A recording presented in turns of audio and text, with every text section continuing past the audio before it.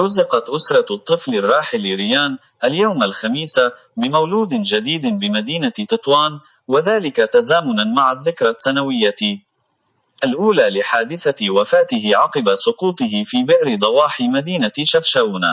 وأكدت مصادر متطابقة أن عملية الولادة مرت في ظروف جيدة، وأن المولود ينعم بصحة جيدة.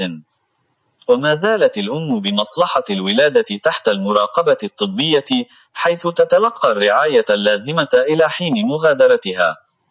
وقال والد الطفل في تصريحات صحفية إن تزامن الولادة الجديدة مع الذكرى الأولى لوفاة الطفل ريان هو أمر صعب. وعبر الوالد عن فرحته بسماع خبر قدوم الطفل الجديد للعائلة.